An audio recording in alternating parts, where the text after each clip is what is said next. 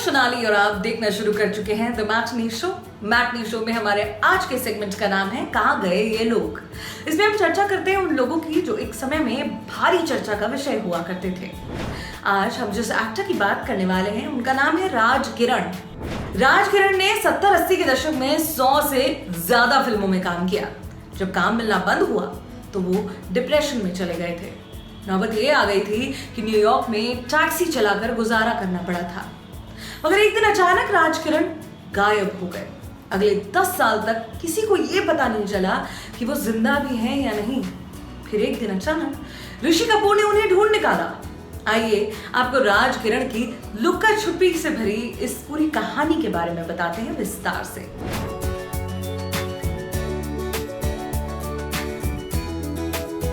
राज किरण का जन्म 19 जून 1949 को बंबई में हुआ था। 26 साल की उम्र में इन्होंने अपना एक्टिंग डेब्यू किया था दीयार इशारा की फिल्म कागज के नाम से। इस फिल्म में राज के साथ सारिका भी नजर आई। पहली फिल्म के बाद काम की कोई कमी नहीं रही, दनादन मौके मिलते रहे। साल 1980 में राज किरण की कर्ज समेत कुल 8 फिल्में रिलीज हुई थी। कुछ में वो लीड एक्टर थे तो कुछ में सेकंड लीड एक्टर। दरअसल राज किरण का फेस कट ऐसा था कि बॉलीवुड के बने बनाए खांचे में वो फिट नहीं हो पा रहे थे। इस चक्कर में उन्होंने हर ओर की फिल्में साइन कर डाली जो भी उन्हें ऑफर हुई। पता ही नहीं चला कि राज कब फिल्मों में सेंचुरी मार गए। हालांकि इस दौरान उन्हें महेश भट्ट की अर्थ और सुभाष घई की कल्ट फिल्म कर्ज में भी देखा गया था। अर्थ फिल्म में राज और शबाना आजमी पर फिल्माया गया गाना तुम जो इतना मुस्कुरा रहे हो ये कितना पसंद किया गया था। सुभाष घई ने अपनी फिल्म कर्ज में उनका सबसे सही इस्तेमाल किया। कर्ज में राज का रोल फिल्म के हीरो रवि वर्मा का था, मगर रवि की मौत हो जाती है और वो मोंटी ओबरॉय के रूप में दोबारा जन्म लेता है। फिल्म में रवि का रोल राज ने किया था और मोंटी का किरदार निभाया था ऋषि कपूर ने। यानी 2 एक्टर्स ने मिलकर एक ही किरदार को निभाया। ऐसा इसलिए पॉसिबल हो पाया क्योंकि राज किरण और ऋषि कपूर की शक्ल आपस में थोड़ी थोड़ी मिलती जुलती थी। इसीलिए पब्लिक को रवि और मोंटी को एक ही आदमी मानने में कोई मुश्किल नहीं हुई। साथ ही फिल्म को जरूरी ऑथेंटिसिटी भी मिल गई। इसलिए सुभाष घई को अपने समय के जीनियस फिल्म मेकर में गिना जाता था।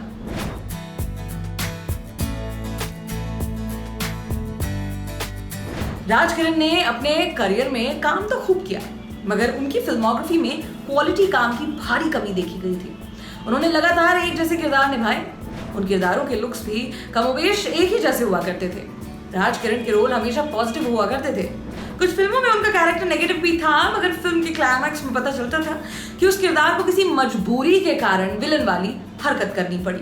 इसी पॉजिटिव झोल का नेगेटिव असर उनके करियर पर पड़ा। कहने का मतलब राज किरण ने कभी अपने काम में एक्सपेरिमेंट ही नहीं किया।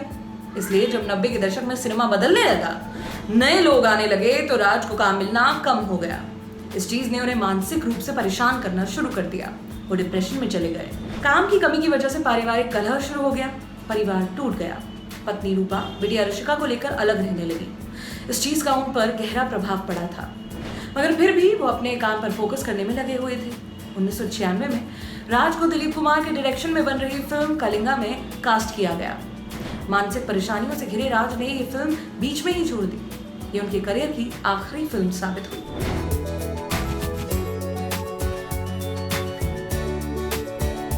फिल्मों से दूर होने के बाद राज किरण अपने भाई गोविंद महतानी के साथ न्यूयॉर्क चले गए थे। वो वहां टैक्सी चलाकर गुजारा कर रहे थे, मगर फिर वो इंडिया आए। वो साईं बाबा से मिलना चाहते थे। इसी मुलाकात के लिए वो बैंगलोर गए हुए थे, मगर भीड़ भाड़ के बीच वो साईं बाबा से नहीं मिल पाए। इवेंट खत्म होने के बाद उन्हें साईं बाबा के चेंबर की दीवार फांदते हुए पकड़ा गया था। जब लोग उन्हें नीचे उतारने की कोशिश कर रहे थे तब वो बड़े हिंसक हो गए थे।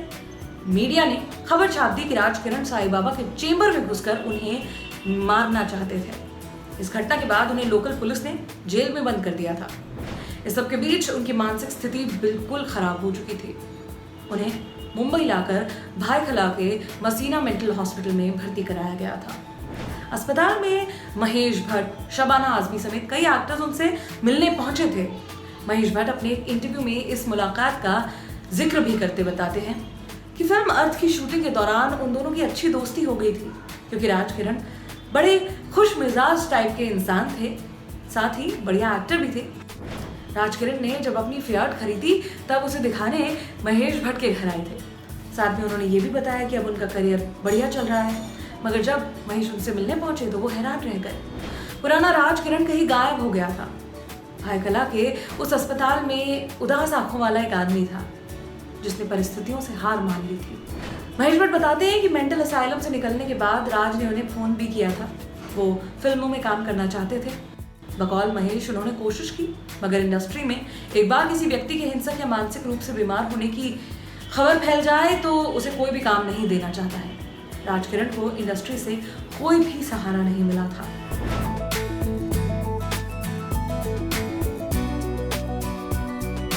इंडस्ट्री से किसी तरह की मदद ना मिलते देख राज किरण फिर से अपने भाई गोविंद के साथ न्यूयॉर्क चले गए थे।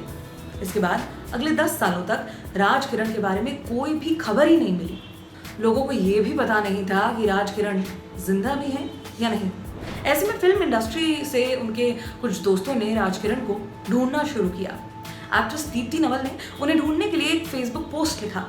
अपने इस पोस्ट में उन्होंने लिखा, मैं फिल्मी दुनिया का हिस्सा रहे अपने एक दोस्त को ढूंढ रही हूँ जिनका नाम राज किरण है। हमारे पास उनकी कोई भी खोज खबर नहीं है। आखिरी बार उन्हें न्यूयॉर्क सिटी में कैब चलाते हुए देखा गया था। अगर किसी को भी इस मामले में कोई भी खबर हो तो प्लीज हमें बताएं।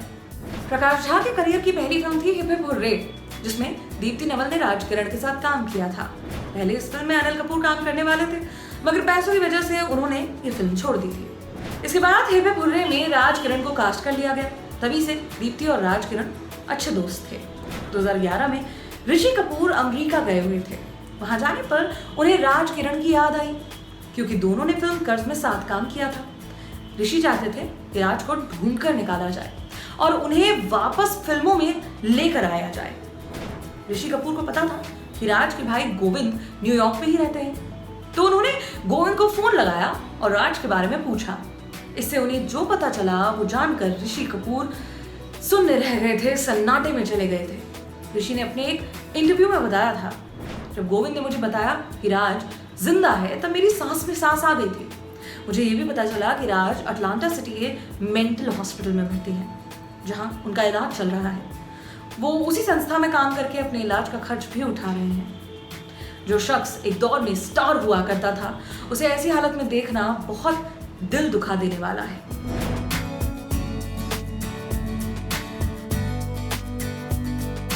राज किरण के गायब होने के बाद उनकी फैमिली से उनके बारे में पूछा जाता था, मगर फैमिली ने हमेशा यही कहा कि उन्हें राज के बारे में कुछ भी नहीं पता है।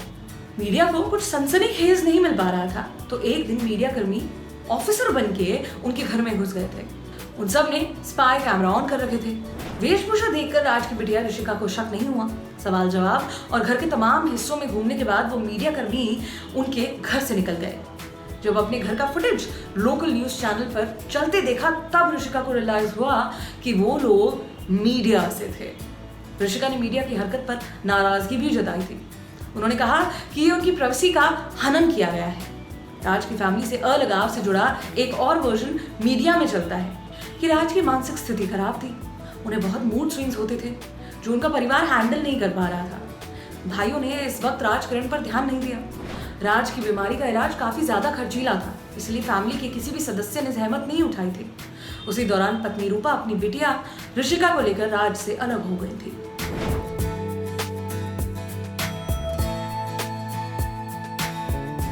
राज किरण आखिरी बार 1996 में कलिंगा फिल्म की शूटिंग के दौरान ही दिखे थे। इसके बाद वो अमेरिका चले गए, जहां उन्हें ऋषि कपूर ने ढूंढ निकाला। मगर ऋषि कपूर को थैंक यू बोलने के बजाय राज का परिवार इस बात से नाराज हो गया। राज की बेटी ऋषिका ने कहा कि वो पहले ही काफी परेशान है, उन्हें और परेशान ना किया जाए। साथ ही उन्होंने राज किरण को ढूंढ रहे तमाम लोगों से इस मामले से दूरी बनाने के लिए भी कहा। जब उनसे ऋषि कपूर की खोज के बारे में पूछा गया तो ऋषिका ने यह कहा कि उन्हें इस मामले में कुछ भी नहीं पता है। पिछले 10 सालों से वो खुद अपने पिता को ढूंढ रही हैं। न्यूयॉर्क सिटी पुलिस इसमें उनकी मदद भी कर रही थी। साथ ही उन्होंने अपने पिता को ढूंढने के लिए एक प्राइवेट डिटेक्टिव भी रखा है। 2011 के बाद राज किरण फिर कभी चर्चा में नहीं आए। अटलांटा हॉस्पिटल वाली बात भी 10 साल पुरानी हो चुकी है। पक्के तौर पर अब भी किसी को नहीं पता कि राज किरण कहाँ है भी या नहीं। मैटनी शो के आज के एपिसोड में बस इतना ही।